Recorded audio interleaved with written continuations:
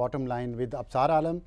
और हमारी कोशिश होगी कि इस प्रोग्राम के ज़रिए आप तक जो अहम इश्यूज़ हैं, जो पाकिस्तान के जो मसाइल हैं, उन पर एक सैर हासिल गुफ्तगू की जाए, ना कि ऐसी एक लड़ाई पैदा की जाए लोगों के दरमियान, पार्टिसिपेंट्स के दरमियान, जिससे लगता है कि नाजरीन काफ़ी उकता चुके हैं। हमारी कोशिश होगी कि जिस मसले को भी हम इस प्रोग्राम के दौरान ज़ेर बहस लाएँ, उस पर दोनों अतराफ़ का व्यू लिया जाए, लेकिन अलग अलग लिया जाए और उस पर एक नतीजे पर पहुंचने की कोशिश की जाए कि इसके पीछे असल वजूहात क्या हैं, ताकि पाकिस्तान के अवाम को उन तमाम इश्यूज़ के बारे में, उन तमाम ख़बरों के बारे में और उन तमाम मसाइल के बारे में एक राय बनाने में मदद मिल सके जो इस वक्त पाकिस्तान को दरपेश हैं।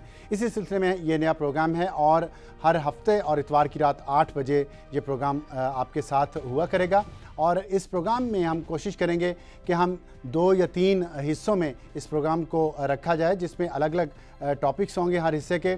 और इसी तरह उसमें एक हिस्सा हम ये रखेंगे जो सोशल मीडिया इस वक्त पाकिस्तान में बहुत मजबूत होता जा रहा है, जिसकी बहुत सारी कामयाबी की मिसालें आप भी देख रहे होंगे। हमारे प्रोग्राम का एक हिस्सा आखिर में रोज़ाना इतवार को भी और हफ्ते को भी सोशल मीडिया के बारे में होगा कि इस वक्त लोग ट्विटर पे और फेसबुक पर और ब्लॉग्स पर किन मसाइल को डिस्कस कर रहे हैं, किन लोगों को डिस्कस कर रहे हैं, किन इश्यूज़ को डिस्कस कर रहे हैं, उनके बारे में उस पर जो उनकी राय है हम वो भी अपने नाजरीन तक पहुंचाएंगे। और वो नाजरीन जो सोशल मीडिया के साथ अटैच हैं उनको भी इसका फ़ायदा होगा, और जो सोशल मीडिया पर नहीं हैं उन्हें भी पता चलेगा कि हमारे मुल्क के बहुत सारे लोग जो सोशल मीडिया पर हैं वो इन मसाइल पर कैसे सोचते हैं और कैसे देखा जाता है।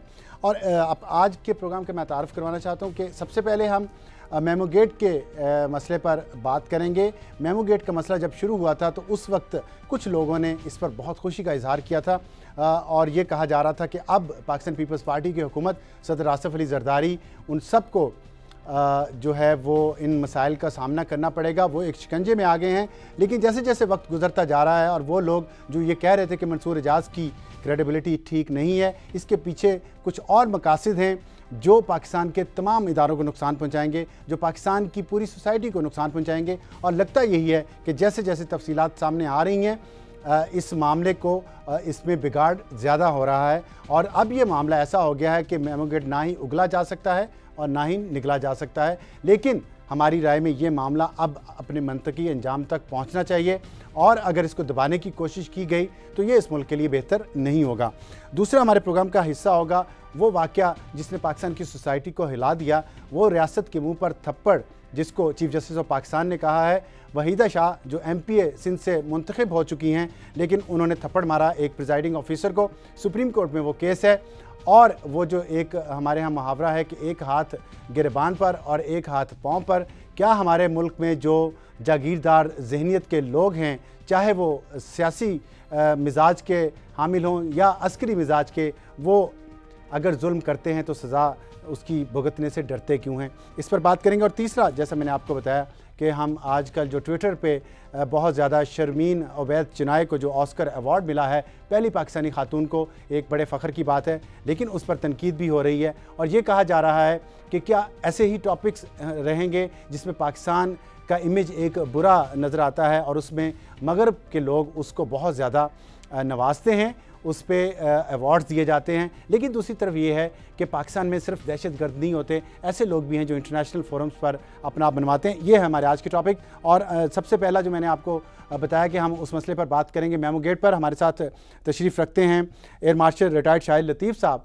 जो दिफाई तजिया निगार हैं और vice chief of air staff के ओहदे से रिटायर हुए हैं और पाकिस्तान की एयरफोर्स में उनका बड़ा नाम है।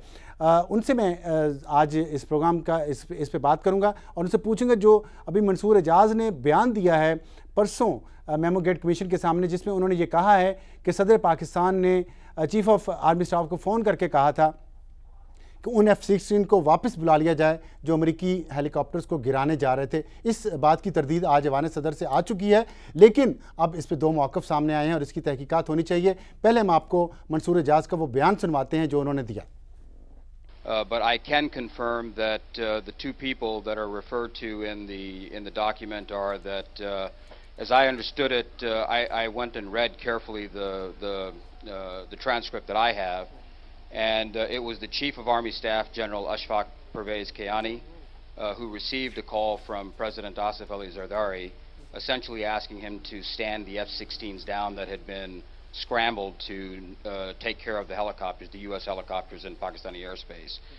So as far as I know, it was General Kayani and President Zardari that had that conversation. It's pretty clear.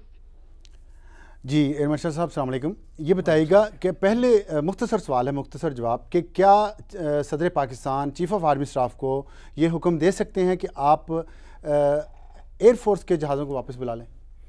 साहब पहले तो मैं आपको मुबारकबाद देना चाहूँगा इस नया प्रोग्राम शुरू करने की, और thank you very much, you have honoured me for being the first guest here. Having said that, अब मैं आपके सवाल की तरफ आता हूँ। देखें, मैं ये समझता हूँ कि सबसे पहले हमें इस चीज़ का जो है, इस चीज़ को हमें डिटर्मिन करना होगा कि ये जो कल अखबार में ख़बर आई है, ये पूरा एक ट्रांसक्रिप्ट है जिसके अंदर बहुत डिटेल में वो कन्वर्सेशन लिखी गई है, जो कि वो क्या कहा जा रहा है कि जी between the pilot and the controllers ये कन्वर्सेशन जो है ये हुई। इसके दो तरीके हैं। एक तो ये है कि ये जो कन्वर्सेशन होती है ये रिकॉर्ड होती है, और इवन अगर आप रडार पे भी अपीयर होते हैं तो उसकी भी ट्रेसिंग मौजूद होती है। तो दोनों चीज़ों का तयन किया जा सकता है कि अगर जहाज़ हमारे इलाके में दाखिल हुए हैं तो वो किस ट्रैक को फॉलो करके हुए हैं, अगर वो डिटेक्ट हुए हैं, और उसके बाद जो बातचीत हुई है वो क्या है, किन लोगों के दरमियान हुई है, आवाज़ का भी तयन किया जा सकता है। मेरा सवाल ये था, रूल्स के मुताबिक जी क्या सदर Pakistan chief of army staff को फ़ोन उठा के हुक्म दे सकते हैं कि एयरफोर्स के तैयारों को रोक लिया जाए? रूल्स के मुताबिक तो बात बड़ी क्लियर है जी, सुप्रीम कमांडर हैं। ठीक, सदर पाकिस्तान लेकिन supreme chief of commander air हैं। स्टाफ को नहीं कहेंगे? नहीं, चीफ ऑफ एयर स्टाफ, बात यह है कि उनसे बात कौन कर रहा है, यानी उस वक्त उनके साथ कौन, ये क्लियर हो गया। आपने कहा कि कॉन्वर्सेशन रिकॉर्ड हो रही थी, वो रिकॉर्ड पाकिस्तान के सिस्टम में हो रही थी? इधर भी हो रही थी, उनके भी यहाँ हो रही होगी। वॉइस रिकॉर्डर सिस्टम जो है वो कैरी किए जाते हैं जहाज़ों के अंदर। लेकिन उससे पहले ये भी आया कि जो चीफ ऑफ आर्मी स्टाफ और चीफ ऑफ एयर स्टाफ के दरमियान जो गुफ्तगू हुई है वो भी रिकॉर्ड हुई है, वो तो हमारे सिस्टम में हुई होगी। ऑब्वियसली हमारे सिस्टम में अमरीकियों तक कैसे पहुंची? देखें, बात ये है, ये सारे सवालात हैं ना कि अखबार में एक बयान का इस तरह आ जाना और इतनी डिटेल में कॉल्स और नामों का आ जाना, जैसे अभी आपने स्टेटमेंट से सुना कि वो कह रहे हैं जी कि मेरी जो ट्रांसक्रिप्ट है मुझे ये बता रही है। भाई आपकी ट्रांसक्रिप्ट कहाँ से आई है? ठीक, और ये it is up to the court now कि वहाँ उनसे कहा जाए कि ये ट्रांसक्रिप्ट जो भी सील करके दी गई है उसकी जो वैलिडिटी है, सॉरी उसकी जो वेरिफिकेशन है, वो करना कोर्ट का काम है। ठीक है, ये बताइएगा जो तरदीद आई अवान सदर से, आप समझते हैं इस तरदीद में वज़न है, या जो जिस तरह मंसूर एजाज ने इल्ज़ाम लगाया है उसमें वज़न ज़्यादा है? बात यह है कि ये तो आपकी और मेरी एक जजमेंट की बात है। इन मामलात को, जैसे बीबीएम में ये बाकायदा टेक्निकल मामला था। आप एक्सपर्ट हैं ना, आपको पता है कि कैसे चीज़ें चलती हैं। एयरफोर्स के त्यारे हवा में गए, उनको क्या ऑर्डर्स मिले होंगे, नहीं मिले होंगे, स्क्रैम्बल हुए जहाज़, जो कहा गया कि जी ये सबको नोन है कि जब ये थ्रेट जो है इसके बारे में पता चला, स्क्रैम्बल किया गया, ये बहुत लेट थी, उस वक्त तक उनके जहाज़ जो है वो जा चुके थे। ये तो ऑन रिकॉर्ड है।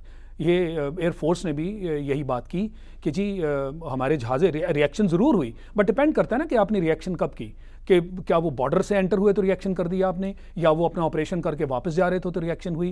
तो ऑब्वियसली अगर वो ऑपरेशन करके वापस जा रहे हैं, रिएक्शन हुई, तो ये लेट रिएक्शन है। तो हवा में जहाज़ तो चले गए, बट बाय देन जो जहाज़ आए थे ऑपरेशन करने के लिए, दे वर क्रॉसिंग। ठीक है, तो अगर ये बात है तो आप ये तो आपने कहा कि इसको स्टैब्लिश तो कोर्ट ने करना है, ये सच है या गलत है। बिल्कुल, अगर ये सच है, जो बज़ाहिर लग रहा है कि इसमें वज़न है, अभी ये नहीं पता मैं बिल्कुल ठीक है या नहीं, अगर इसमें वज़न है तो कौमी सलामती के हवाले से आपके ख्याल में तो ये बहुत ख़तरनाक सूरत हाल नहीं है कि अमरीकियों के पास सारी इन्फॉर्मेशन गई, रिकॉर्ड हुई, chief of army staff, chief of air staff की गुफ्तगू रिकॉर्ड हुई, वहाँ से एक और बंदे को लीक हुई और वो इस तरह पूरी दुनिया में अब जा रही है? जी बिल्कुल, ये हमारे लिए बड़ी परेशानी का बायस है कि ये सारी चीज़ें कैसे लीक हुई, किसने पास की ये इन्फॉर्मेशन, और इस इन्फॉर्मेशन की जो क्रेडिबिलिटी है वो क्या है। मेरे नज़दीक इस वक्त सबसे बड़ी बात क्रेडिबिलिटी की है।